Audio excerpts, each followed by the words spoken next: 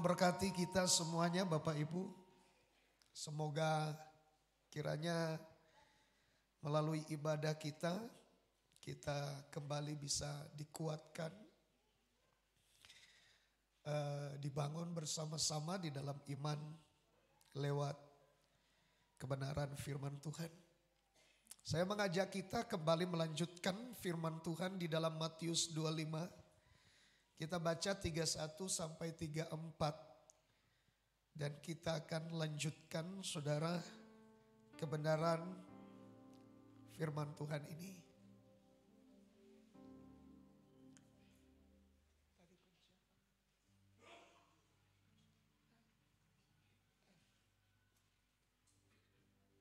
Ya silakan Pak, dibacakan Pak.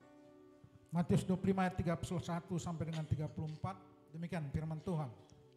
31. Apabila anak manusia datang dalam kemuliaannya dan semua malaikat bersama-sama dengan dia, maka ia akan bersemayam di atas tahta kemuliaannya. 32. Lalu semua bangsa akan dikumpulkan di hadapannya dan ia akan memisahkan mereka seorang daripada seorang, sama seperti gembala memisahkan domba dari kambing. 33. Dan ia akan menempatkan domba-domba di sebelah kanannya dan kambing-kambing di sebelah kirinya. 34. Dan raja itu akan berkata kepada mereka yang di sebelah kanannya, mari, hai kamu yang diberkati oleh Bapakku, terimalah kerajaan yang telah disediakan bagimu sejak dunia dijadikan. Puji Tuhan.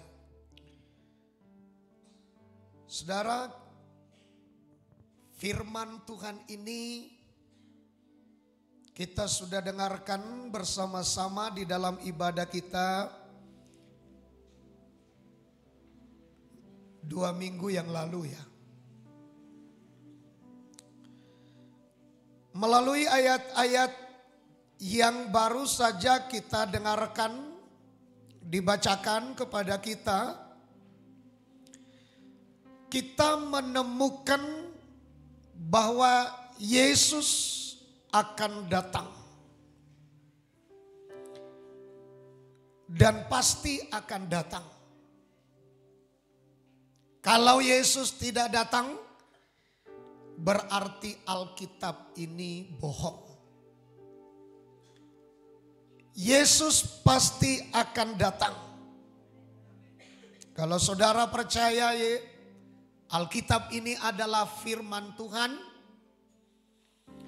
maka kita harus percaya apa yang dikatakan oleh firman Tuhan ini, bahwa Yesus akan datang. Suatu saat kelak ayat ini pasti akan digenapi. Saudara, dikatakan Yesus datang sebagai raja di atas segala raja. Karena pada ayat 31 dikatakan ia akan bersemayam di atas tahta kemuliaannya. Ini raja. Jadi dia akan datang sebagai raja dan tentu tidak ada yang melebihi dia. Itu makanya kita mengatakan bahwa dia adalah raja di atas segala raja. Yang kedua, saudara, karena ada kata di ayat 32. Ayat 32, sama seperti gembala memisahkan domba dari kambing. Berarti dia juga akan datang sebagai gembala. Sebagai raja dan sebagai gembala yang memiliki tugas memisahkan domba dari kambing. Jadi yang lebih tahu domba itu yang mana dan kambing itu yang mana, yang lebih tahu itu adalah gembala. Jadi kalau gembala tidak tahu yang mana domba, yang mana kambing, itu bukan gembala. Ya. Jadi dikatakan saudara di ayat 32 dibacakan dulu Pak. Ayat 32. Iya. Lalu semua bangsa akan dikumpulkan di hadapannya. Iya. Dan ia akan memisahkan mereka seorang daripada seorang. Sama seperti gembala memisahkan domba dari kambing. Jadi gembala itu memisahkan. Oh ini domba. Oh ini kambing. Jadi salah satu tugas gembala adalah memilah yang mana domba, yang mana kambing. Memisahkan. Jadi gembala agung suatu saat kelak akan memisahkan yang mana domba, yang mana kambing. Di antara kita ini suatu saat bisa terpisah. Di sini kita boleh sama-sama, tapi nanti kalau datang gembala agung, dia akan memisahkan yang mana domba, mana kambing. Dia yang lebih tahu. Dia akan tempatkan domba pada tempatnya. Dan dia akan tempatkan kambing pada tempatnya. Ya. Di ayat 33 dikatakan, silakan Pak. 33. Dan ia akan menempatkan domba-domba di sebelah kanannya dan kambing-kambing di sebelah kirinya. Jadi domba diletakkan di sebelah kanan Tuhan dan kambing di sebelah kiri. Ya. Ini kita harus mulai dari sekarang memahami ternyata domba dan kambing itu memiliki tempat yang berbeda. Domba di sebelah kanan dan kambing di sebelah kiri. Ayo kita ucapkan sama-sama 3, ya. Domba di sebelah kanan. Ya. Kalau kita bisa berdiri atau duduk di sebelah kanan Pak Bupati, Pak Gubernur, Pak Presiden, mungkin tidak terlalu masalah saudaraku, karena sama saja artinya. Yang penting dekat dengan para pembesar itu. Tetapi mendapatkan posisi di sebelah kanan atau sebelah kiri Tuhan Yesus memiliki pengertian atau memiliki makna yang sangat dalam untuk kita pahami, untuk kita mengerti. Sehingga kita perlu memahami, aku ini layak di sebelah kanan Tuhan atau di sebelah kiri Tuhan. Lalu untuk apa saya mati-matian berjuang di sebelah kanan kalau maknanya tidak terlalu ada bagiku? Nah itu makanya kita perlu memahami, perlu mengerti, sehingga kita saudaraku berjuang kemana kita. Mau di sebelah kanan atau kita mau di sebelah kiri Tuhan. Yang di sebelah kanannya Tuhan, mari kita lihat ayat 34. Ayat 34. Iya.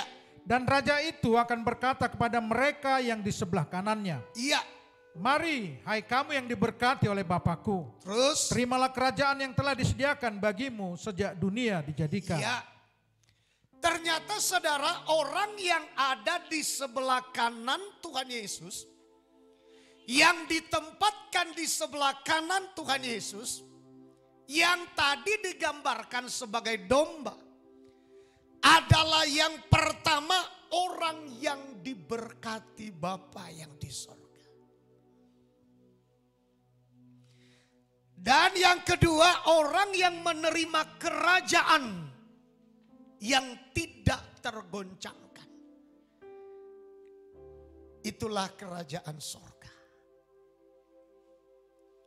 Orang yang posisinya di sebelah kanan. Digambarkan sebagai domba. Saudara, sudahkah kita menjadi domba yang layak untuk mendapatkan tempat di sebelah kanan Tuhan Yesus? Nah, yang di sebelah kirinya coba kita lihat ayat 41, sebelah kirinya. Ayat 41. Ya. Dan ia akan berkata juga kepada mereka yang di sebelah kirinya. Ya.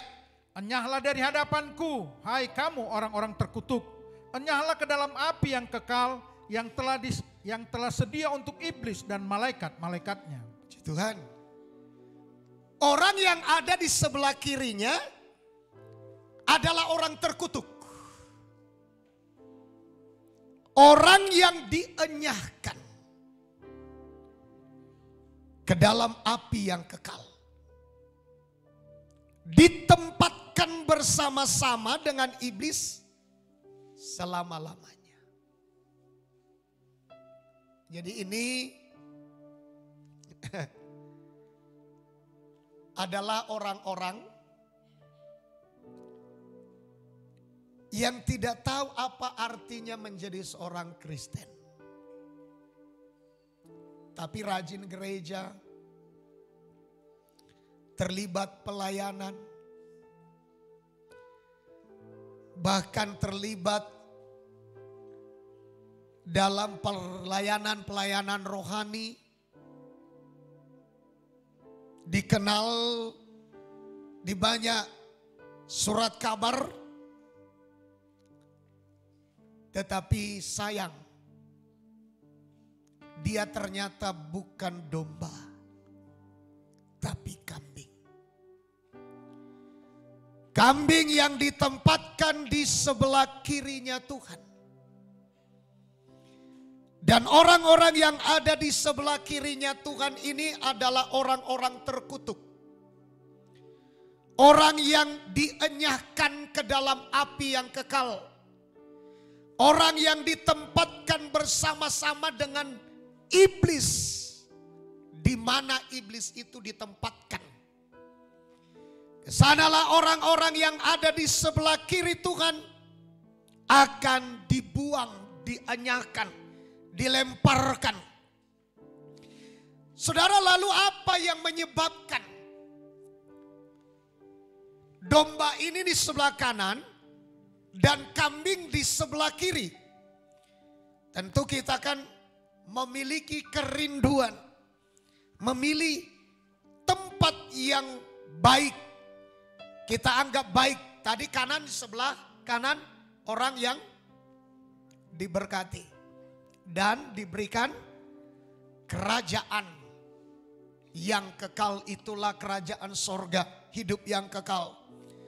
Di sebelah kiri saudaraku orang-orang terkutuk, orang-orang yang dienyahkan, orang-orang yang ditempatkan bersama dengan iblis di dalam lautan api neraka. Saudara pilih yang mana? Kanan apa kiri? Kanan ya.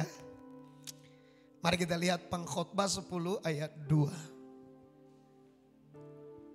Pengkhotbah 10 ayat yang kedua. Silakan dibacakan Pak. Demikian firman Tuhan. Ya. Hati orang berhikmat menuju ke kanan. Ya. Tetapi hati orang bodoh ke kiri. Jadi ini adalah sebuah gambaran. Orang yang memiliki hikmat adalah orang yang memilih jalan menuju ke kanan. Dan orang yang bodoh adalah orang yang menuju ke kiri. Ini bukan kebetulan ditulis. Jadi orang bodoh itu saudaraku, dia memilih ke kiri. Mungkin karena banyak pertimbangan. Pasti ada pertimbangan. Tapi Alkitab berkata, sehebat apapun pertimbangan yang ia putuskan, ia adalah orang bodoh. Sedangkan saudaraku, orang yang memilih ke kanan adalah orang berhikmat. Sesulit apa yang akan ia tempuh untuk boleh mendapatkan tempat di sebelah kanan, ia akan lalui. Sebesar harganya, sebesar apa, sesulit bagaimana, jalannya mungkin sempit, ada salib yang harus dipikul, tapi karena ia mengerti kalau ia bisa ke kanan, maka ia akan menjadi orang yang diberkati. Itu makanya ia pilih ke kanan, ia berjuang. Ia mencoba melewati berbagai macam rintangan. Ia berjuang untuk melewati berbagai tantangan.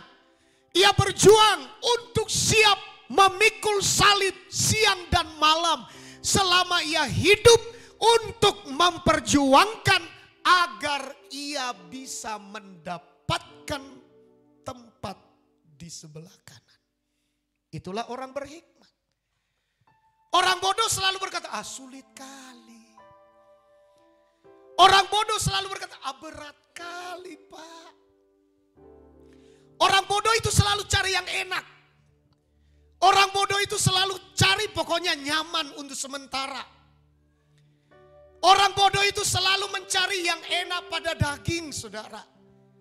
Tapi dia tidak pikirkan jangka panjang. Dia tidak pikirkan ke depan. Orang pintar, orang bijak, saudaraku, dia pikirkan, kalau aku menderita sekarang 70-80 tahun, tapi aku bisa menikmati selama-lamanya dalam kekekalan. Tapi orang bodoh, saudaraku, lebih baik nikmat 70-80 tahun, tapi toy mak sobinoto botoi 100 tahun kemudian kita nggak tahu itu. Belakangan lah itu. Itulah orang bodoh. Saudaraku yang dikasihi Tuhan, pada kesempatan ini bodoh menunjukkan bahwa ia memilih yang kurang baik bagi dirinya. Sering sekali kita masuk dalam kategori bodoh. Betul nggak Bapak Ibu? Coba ya, anak-anak di rumah kalau disuruh belajar, dia melawan. Itu bodoh atau bijak? Belajar kau. Belajar. Ya belajar. Karena kenapa? Dia tidak mau yang susah-susah. Dia tidak maunya yang enak, tapi sementara dia nggak tahu akibatnya bagaimana. Dan sering sekali Bapak Ibu kita masuk dalam kategori bodoh ini. Sering sekali kita temukan bodoh bukan karena tidak punya pendidikan, tetapi memilih lebih takut kepada manusia daripada takut kepada Tuhan. Sering sekali saudara, bukan karena dia tidak punya pendidikan, bukan karena dia tidak mengerti, bukan karena dia tidak tahu, tapi masuk dalam kategori bodoh karena sebenarnya adalah pilihan. Dia lebih memilih takut kepada manusia dibanding dengan takut akan Tuhan. Dia lebih memilih menyenangkan manusia dibanding dengan menyenangkan hati Tuhan. Dia lebih memilih saudara menjaga perasaan manusia, tapi dia tidak menjaga perasaan Tuhan. Dia lebih memilih merelakan Tuhan tersakiti, tapi manusia disenangkan. Itulah manusia bodoh. Sebab dia hanya memikirkan hanya waktu suatu keenakan yang sementara. Saudara, saya ambil contoh namanya Saul. Pernahkah Saul bertindak bodoh? Kata Alkitab, ya. Saul pernah dikatakan Alkitab bodoh. Padahal dia raja yang diurapi. Yang namanya raja, saudara, pasti tidak sembarangan untuk menjadi raja. Tapi Alkitab mencatat bahwa Saul ini pernah dikatakan bodoh. Mari kita lihat 1 Samuel pasal yang ke-13 ayat yang ke-13. 1 Samuel pasal yang ke-13 ayat yang ke-13. Silakan Pak. Demikian firman Tuhan. Kata Samuel kepada Saul, perbuatanmu itu bodoh. Iya. Engkau tidak mengikuti perintah Tuhan Allahmu yang diperintahkannya kepadamu. Sebab sedianya Tuhan mengokohkan kerajaanmu atas orang Israel untuk selama-lamanya. Iya. Saudara, Tuhan punya rencana yang luar biasa bagi seorang bernama Saul. Sampai Alkitab berkata, sedianya Tuhan mengokohkan kerajaanmu atas orang Israel untuk selama-lamanya. Sedianya Tuhan akan membuat engkau lebih besar. Sedianya Tuhan akan membuat engkau lebih hebat, lebih dahsyat, lebih luar biasa. Sedianya Tuhan akan mengangkat engkau lebih tinggi dari apa yang pernah engkau pikirkan. Sedianya Tuhan akan memberkati engkau lebih melimpah dari apa yang pernah terbayangkan olehmu. Sedianya Tuhan merancangkan yang terbaik bagimu. Tapi masalahnya Saul tidak memilih rencana Tuhan. Saul melakukan perbuatan bodoh. Sering sekali saudaraku yang dikasihi Tuhan, kita tidak melakukan apa yang menjadi kebaikan bagi diri kita. Sesuai dengan rencana Tuhan, karena kita berpikir bahwa apa yang kita lakukan lebih baik dari apa yang direncanakan Tuhan. Karena kenapa saudara? Kita lihat dengan mata. Kita dengar dengan telinga. Ini fakta. Ini kenyataan.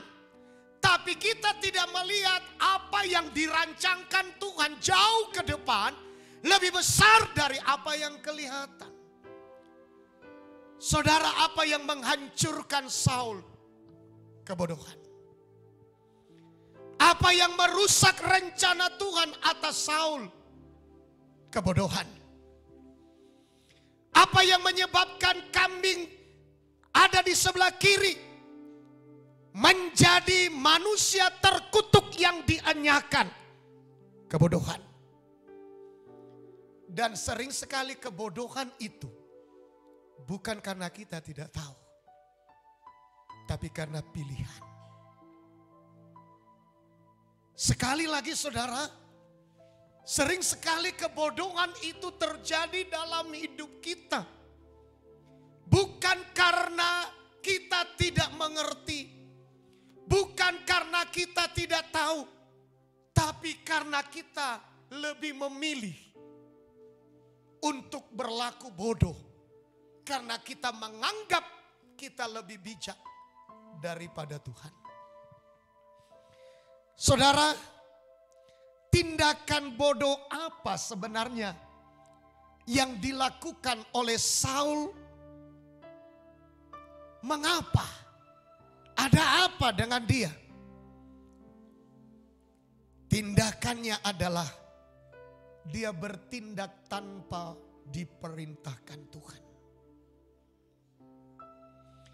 Melakukan pekerjaan yang bukan wewenangnya.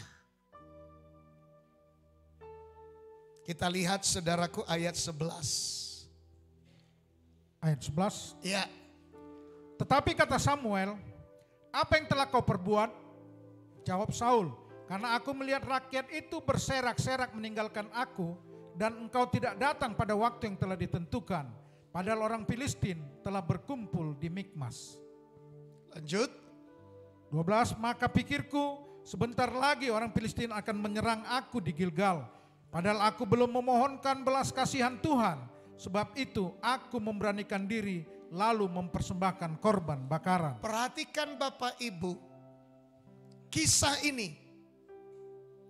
Saul menghadapi peperangan yang tidak gampang baginya. Dan ini sering sekali kita menghadapi. Kita diperhadapkan di dua persimpangan. Ketika musuh terlalu kuat bagi kita, dan kita lihat kita sudah tidak memiliki kekuatan untuk dapat keluar dari kepungan masalah yang begitu berat, dari kepungan masalah yang bertubi-tubi, dari serangan badai yang datang dari depan kita untuk menerjang kita. Sering sekali saudaraku yang dikasihi Tuhan, kita bertindak seperti Saul ini. Aduh, bagaimana ini Samuel kok gak datang-datang ya? Padahal aku belum memohon belas kasihan Tuhan pada waktu itu. Di dalam perjanjian lama, setiap kali memohon belas kasihan Tuhan harus dikorbankan korban persembahan. Ada korban domba yang disembelih dan darahnya dicurahkan dan domba itu dibakar. Dan ketika dibakar Bapak Ibu, itu bau harum keluar. Dan itulah yang akan dicium Tuhan. Menjadi korban yang menyenangkan di hati Tuhan. Tahukah saudara yang melakukan itu adalah Samuel. Tapi masalahnya Samuel gak datang-datang saudaraku. Akhirnya ia menggunakan pikirannya. Perhatikan ya. Akhirnya ia menggunakan pikirannya. Di ayat 12, lanjut Pak, ayat 12. Ayat 12. Ya. Maka pikirku. Ia mulai menggunakan pikirannya Bapak Ibu. Dan sering sekali ketika kita berhadapan dengan masalah yang begitu berat, tantangan yang begitu berat, kesulitan yang begitu berat, ya problem yang begitu berat menekan hidup kita, mulai kita menggunakan pikiran kita dan kita tidak menggunakan hikmat Tuhan. Lewat bertanya kepada Tuhan, lewat bertanya apa firman Tuhan yang akan kukerjakan, yang akan kulakukan. Tapi kita mulai bertindak menggunakan logika kita. Saudara, pada waktu murid-murid mengalami badai yang begitu besar, sampai badai itu masuk ke dalam perahu dan hampir menenggelamkan mereka. Saudara tahu, yang mereka lakukan adalah mereka membiarkan Yesus tidur di buritan. Mereka mencoba menggunakan kemampuan mereka, kebiasaan mereka kalau mereka melaut. Mereka timba itu air keluar dari perahu dan tidak terbendung. Air yang masuk lebih banyak daripada yang keluar. Barulah mereka mulai putus asa, mereka tidak tahu mau buat apa. Barulah mereka datang kepada Yesus. Mereka membangunkan Yesus dengan kasar, "Guru, tidak tahukah engkau bahwa kita akan mati?" Air sudah masuk ke dalam ini. Saudaraku yang dikasihi Tuhan, tapi tadinya, awalnya mereka menggunakan kemampuan mereka, kekuatan mereka, pikiran mereka, kebiasaan mereka untuk menyelamatkan mereka dari badai air yang masuk ke dalam perahu itu. Saudara, siapa yang menyelesaikan masalah ini? Adalah Tuhan. Ia bangun, ia berdiri, ia hardik itu angin, ia hardik itu badai. Alkitab berkata, angin itu berhenti dan badai itu danau itu menjadi teduh sekali. Nah, mari kita belajar Bapak Ibu. Ternyata kemampuan manusia tidak mampu mengatasi badai. Harus kembali kepada Tuhan. Ketika saudara diserahkan kepada Tuhan, barulah badai itu dapat diatasi. Seharusnya saudaraku, tidak ada kata pikirku. Tapi apapun yang terjadi adalah aku harus menunggu perintah Tuhan. Aku harus menunggu suara Tuhan. Aku harus menunggu apa yang akan diperintahkan Tuhan untuk aku lakukan. Saya mau tanya, di setiap masalah yang kita hadapi Tuhan ada? Tuhan lihat? Saya jamin pada waktu itu Tuhan ada di situ.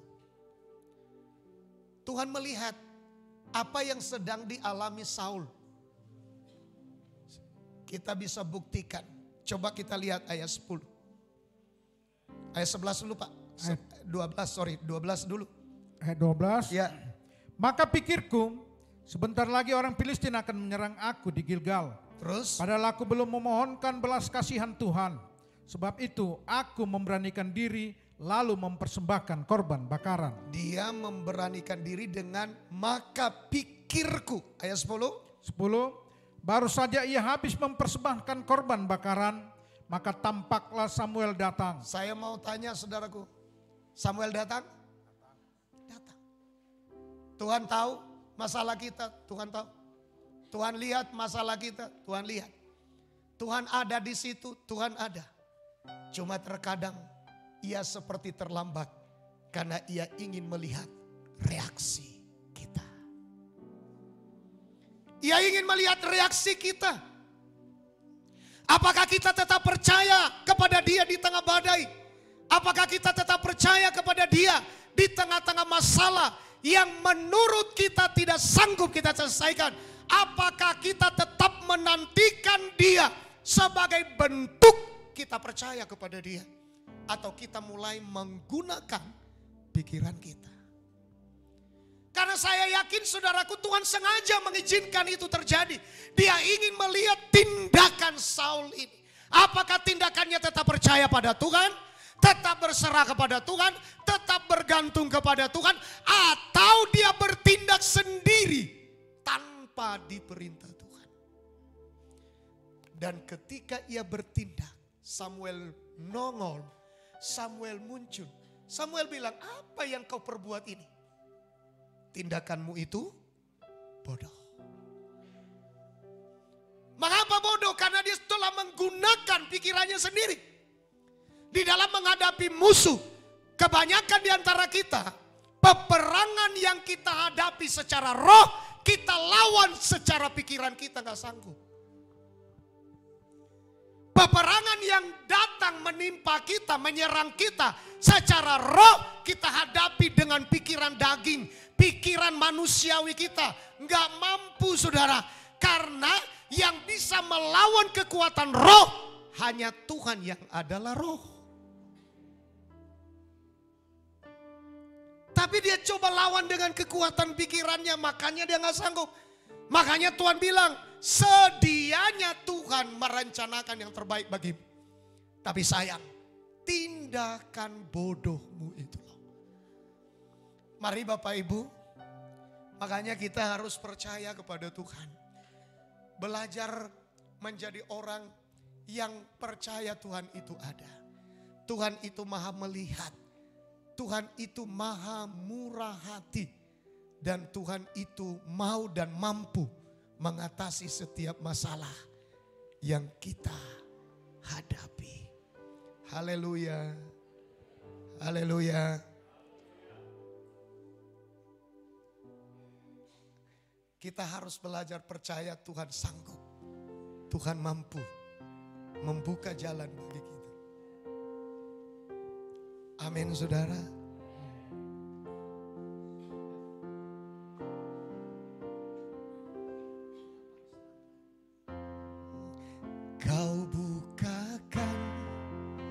jalan di lautan,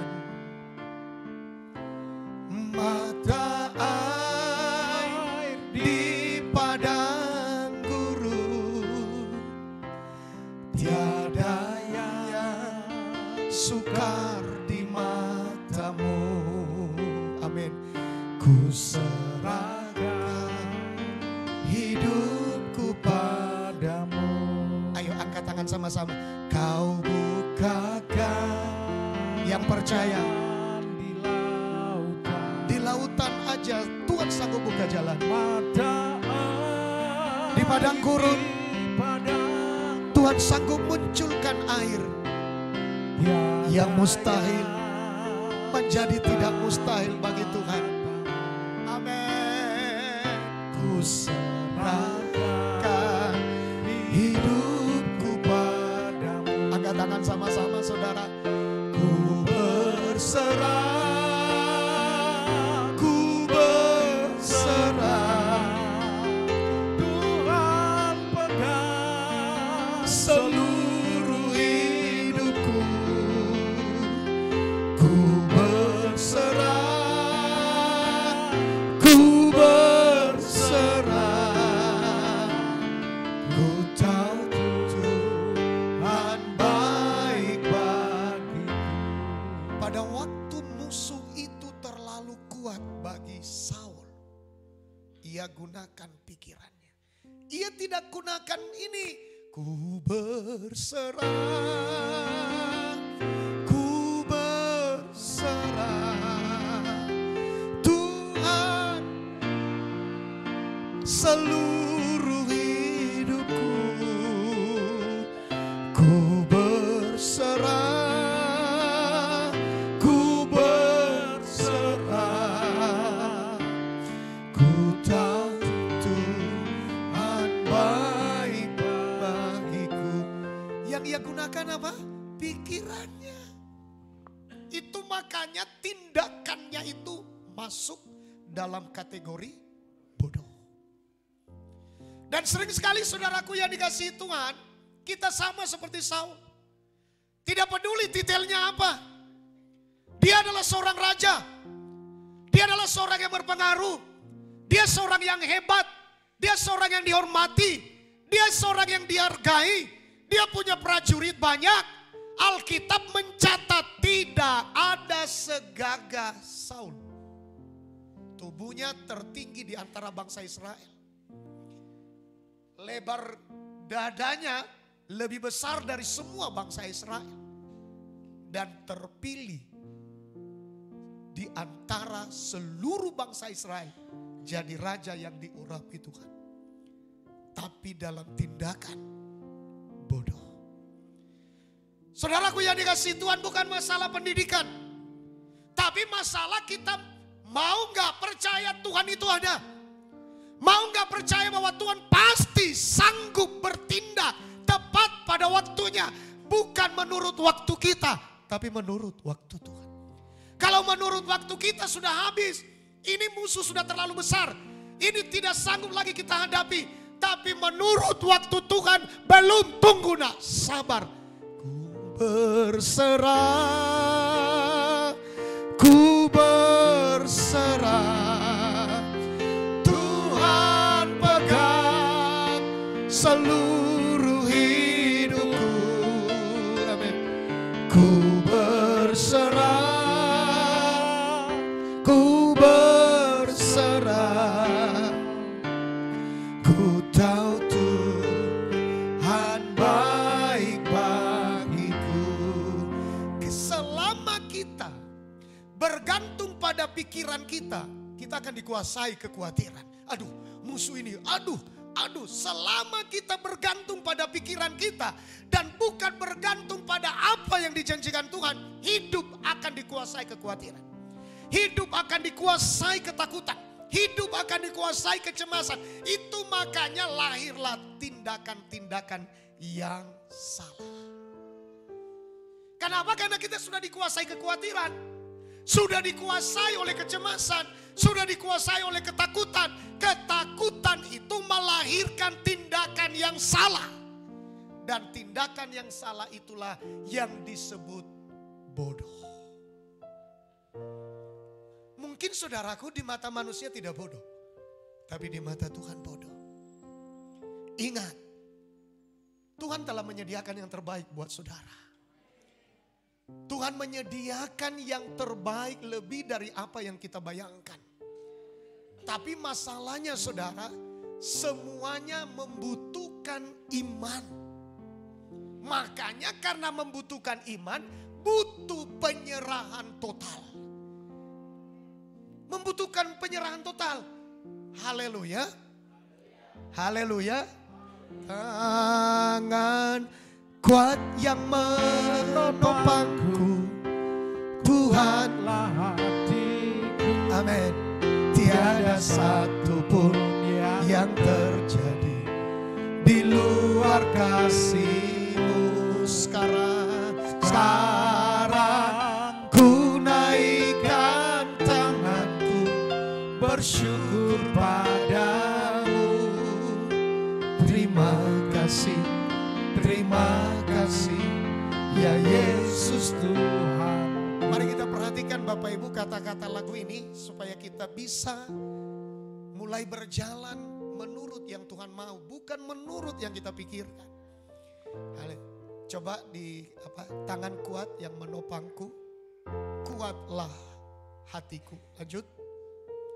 Tiada satu pun yang terjadi di luar kasih. Jadi pada waktu Saul melihat, waduh, musuh sudah dekat. Aduh, gimana ini? Tidak ada satu pun yang terjadi di luar daripada kasih Tuhan. Percayalah, apa yang Tuhan izinkan terjadi, Alkitab mencatat, Tuhan turut bekerja mendatangkan kebaikan bagi orang yang mengasihi Dia. Amin, saudara. Amin. Tangan kuat yang menopangku, kuatlah hatiku. Tiada satu pun yang terjadi di luar kasih-Mu. Sekarang ku naikkan tanganku, bersyukur padamu. Terima kasih ya Yesus Tuhanku. Bukan berarti karena musuh sudah dekat, hari H yang kita nantikan pertolongan belum datang juga. Tinggal 5 menit, tinggal beberapa detik. Bukan berarti di dalamnya tidak ada Tuhan. Tuhan terus melihat. Apa reaksi kita? Apa tindakan kita? Terus Tuhan perhatikan. Tapi ketika kita berkata, aku berserah. Aku berserah. Lalu kita mulai angkat tangan. Terima kasih Tuhan. Aku bersyukur. Aku bersyukur atas segala keadaan yang Engkau izinkan terjadi. Di dalam pujian kita yang lain, ketika kita bersyukur, Tuhan memberkati. Amin, saudara. Betul ya? Coba apa nyanyinya mulai?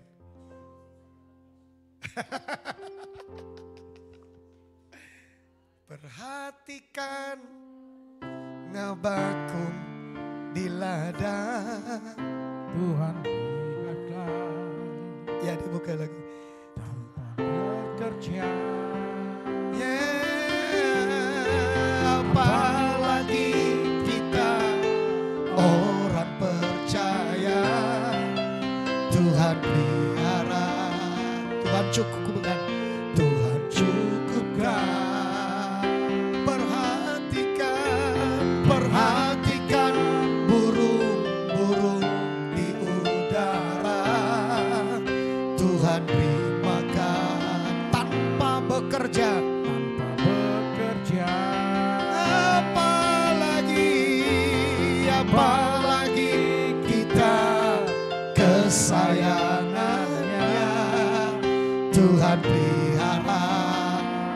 Amin.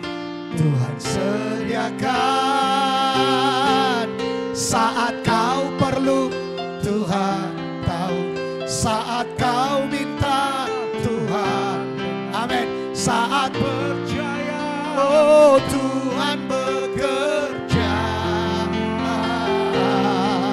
Saat menangis Tuhan, saat berdoa Tuhan, amin. Saat bersyukur Tuhan berkati. Saat kapan turun berkat itu? Bersyukur dalam segala keadaan. Pertolongan belum datang, bersyukur. Haleluya. Tinggal 10 menit Pak, bagaimana ini? Bersyukur. Angkat tangan. Oh Tuhan, aku bersyukur dengan keadaan ini. Saat bersyukur Tuhan berkati. Haleluya. Amin. Tapi masalahnya Pak, sulit bersyukur di tengah-tengah masalah yang berat itu. Loh, itulah kunci kemenangan kita. Di mana letak kemenangannya Bapak Ibu? Berserah dan bersyukur. Haleluya. Katakan amin. Ayo ya, dipraktekan ya. Amin. Kalau si bapaknya udah mulai gak sabaran lagi, Pak, sabar Pak. Ayo berserah. Aku berserah pada Yesus Juru Selamat.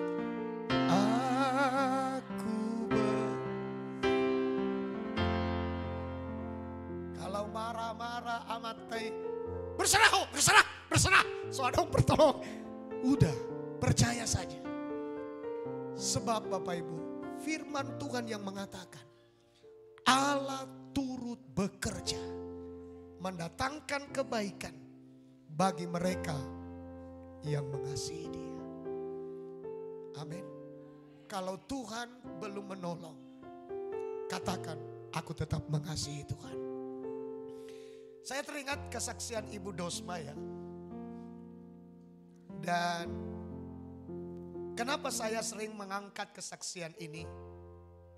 Karena saya melihatnya secara langsung gitu. Di hari-hari, ini kan yang hidup anaknya 2 sekarang.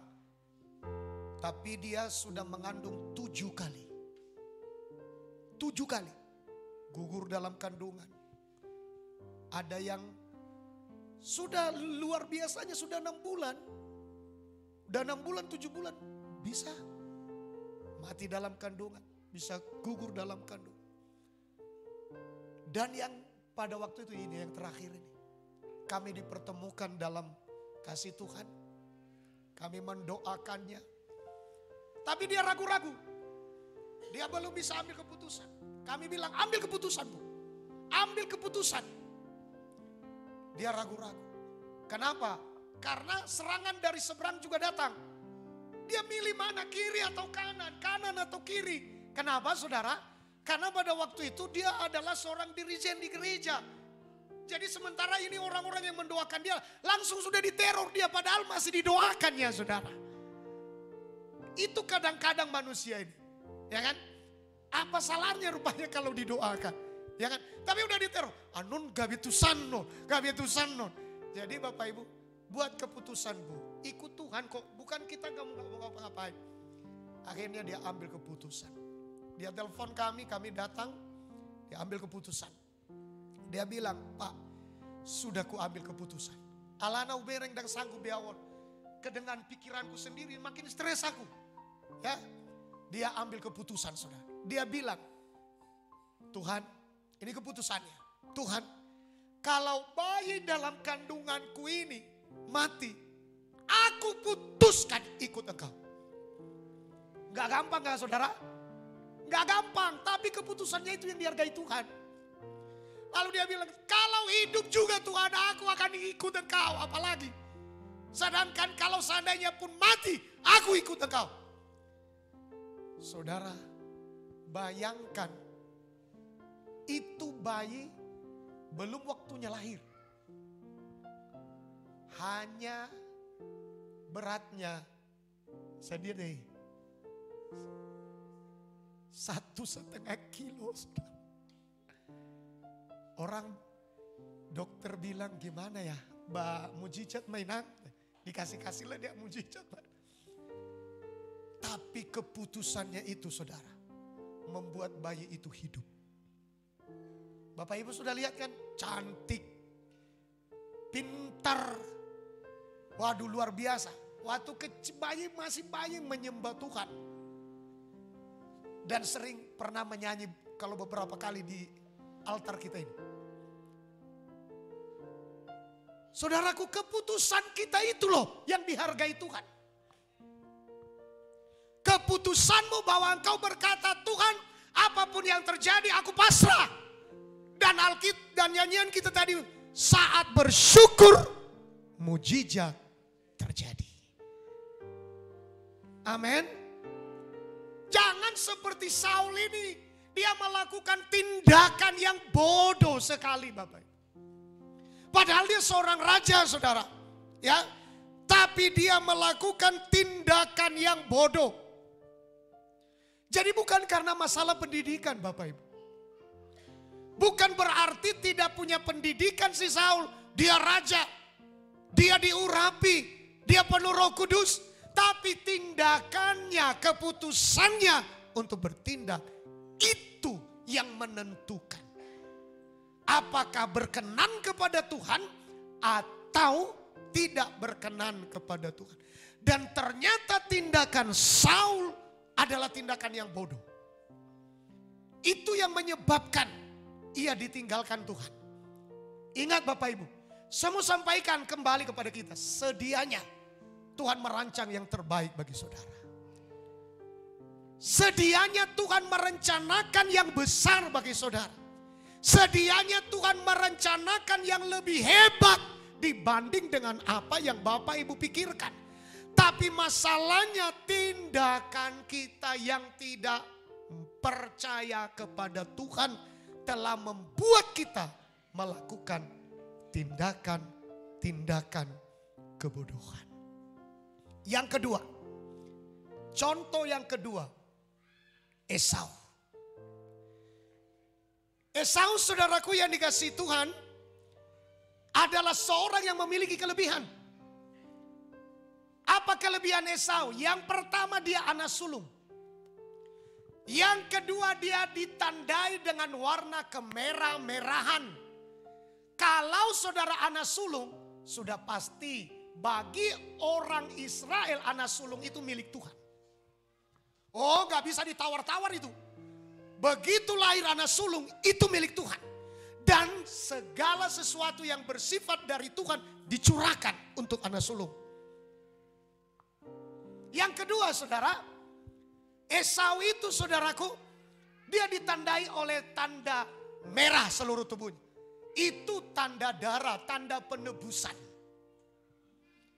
Jadi Bapak Ibu duluan menikah, menjadi pusat perhatian, menjadi yang utama karena milik Tuhan.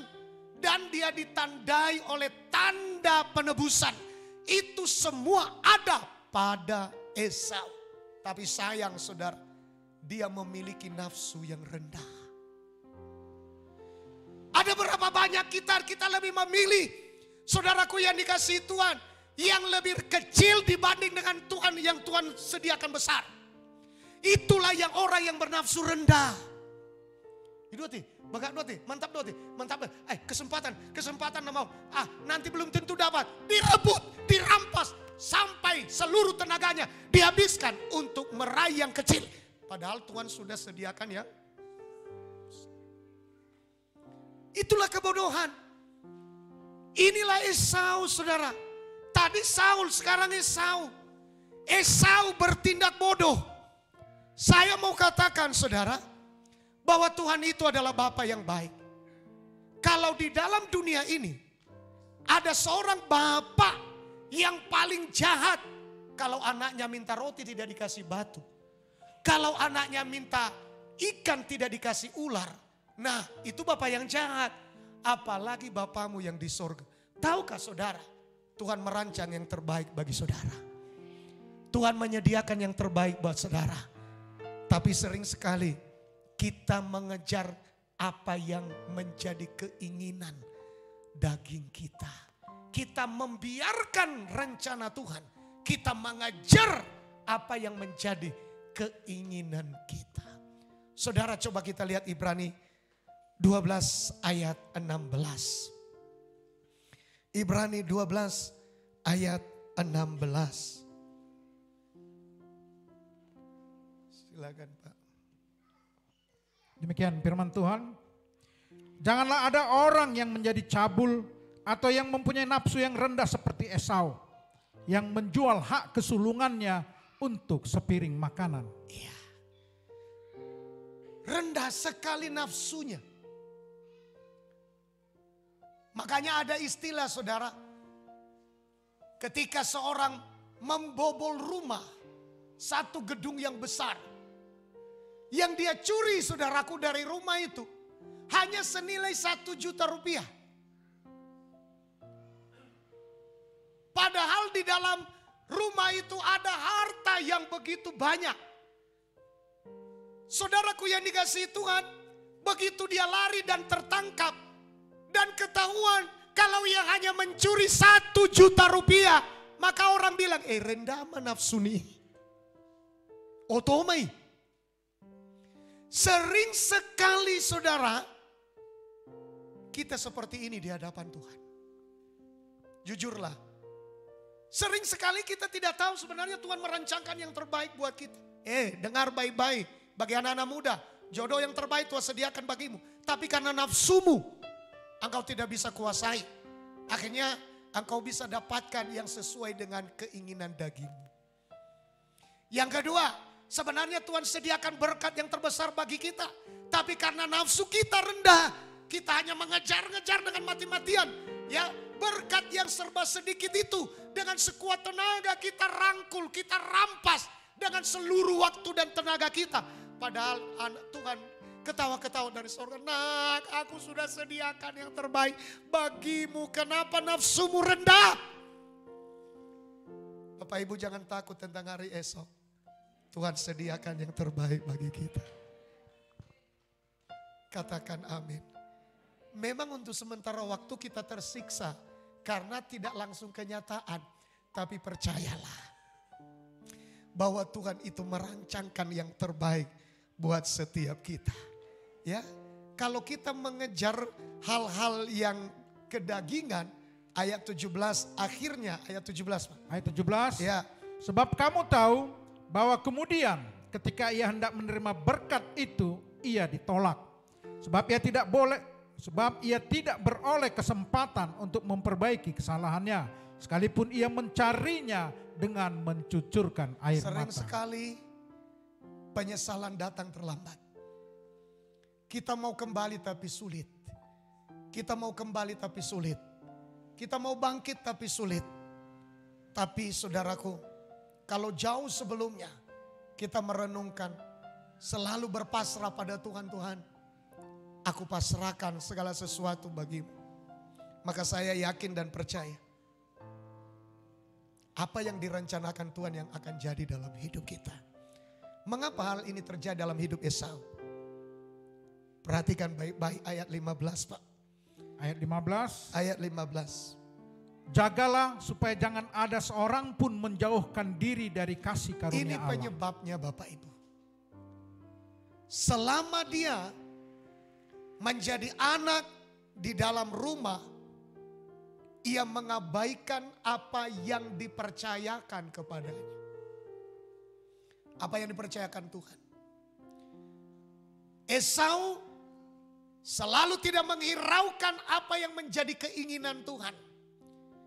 Yang ia hiraukan adalah keinginannya, yaitu berburu daging.